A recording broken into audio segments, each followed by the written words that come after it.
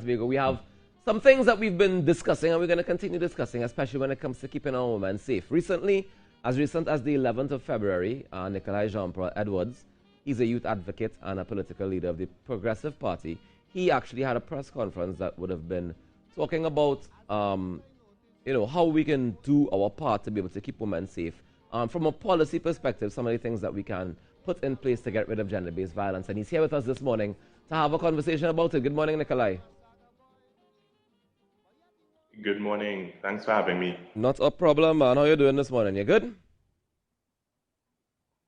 Yeah, I'm well. I'm still in the land of the living, so we have much to be grateful for. Indeed, indeed. Give thanks. So you outlined 10 action items, right? I'm going to get straight to it.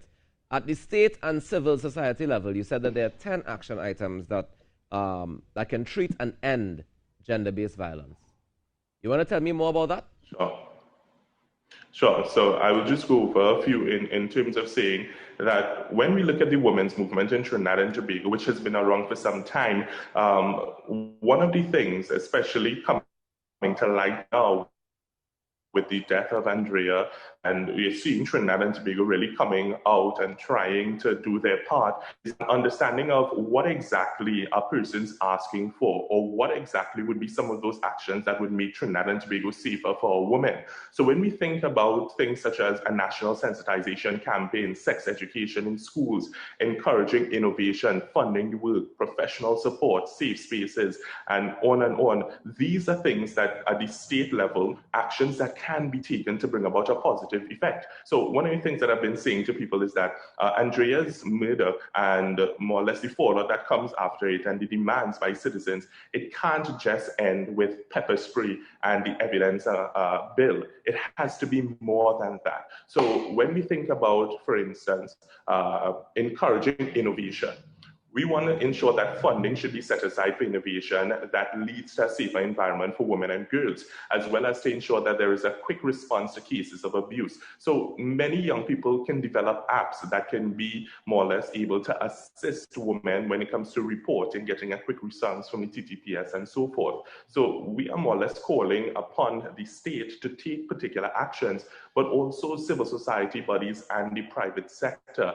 So these are 10 action items which can be found on my Facebook page, Nikolai Jean-Paul Edwards, are really geared helping the women's movement. And I just want to make it very clear up front, I am in no way trying to hijack the women's movement. I'm not trying to take over or anything. I am an ally, and we need more allies, especially men coming to assist women and who are willing to understand what are some of the areas in which they have faltered and where they can actually assist moving forward. So these 10 action items, and I'll just touch on one more, sex education in schools.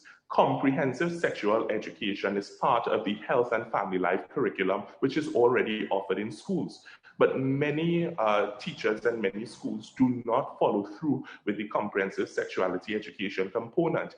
And just imagine a society in which our men and women, young boys and girls, are properly taught about sex and sexuality. This will save the entire country a lot of headache because these young people will not be depending on their friends and the internet to understand sex. So we are calling upon the state to partner, to work with a lot of these organizations to bring about the changes that we need. Nikolai, who's going to teach this sex education? The same people who have not been educated sexually themselves? Right. So what we believe is that parents, we cannot depend on parents at this stage to teach their children about sex, because we have to teach them. You have the teachers who would have gone through the CSE curriculum, who understand the various components and are best placed to deliver. But I'll tell you, one of the issues is that more than likely, as it is set up right now, you would literally pull a math teacher to deliver comprehensive sexuality education. We believe that there should be dedicated teachers who are there to deliver health and family life education and the various components. You can also bring in CSOs, NGOs to come into the schools. So it's like a guest lecture in a sense. They will come into the schools and deliver this programming. I think Trinidad and Tobago has to be far beyond that point where we are seeing sex education as something taboo and we think that it's teaching children to have sex. It's far from that. It teaches the children many of the things that they learn in biology. It teaches them social norms and activities and behaviors that would strengthen our society moving forward. So we really have to have a change in mindset, because if not, we are unfortunately going to have many other cases such as Andreas and Ashanti's and Shannon and going down the line. So this is the intervention that this country, I think, really needs right now, these 10 points. And of course, these are not by any means hard and fast the things that the entire country needs. There are other suggestions, but we need to come together as a movement, decide on our messaging, understand what we are fighting for, and keep it up. Again, I'm saying that it cannot be a situation where pepper spray and the evidence bill are the things that really come out of all of this and the be-all and the end-all. It has to stretch further beyond that. While I agree with you 100% that it has to be more than that, I mean, people would be concerned. I mean, you as a leader of a political party, politicizing and using these women's circumstances and unfortunate passing to be able to say, all right, these are the 10 points we're going to put in place, while they still have women out here who are, even if we develop an app that's going to be able to get to the TTPS, how do we make sure that the TTPS responds effectively? How do we make sure that when children leave the schools after getting this fantastic sex education and they go back into their communities, how do we make sure that's not undone? How do we deal with society as it is now while preparing for the future?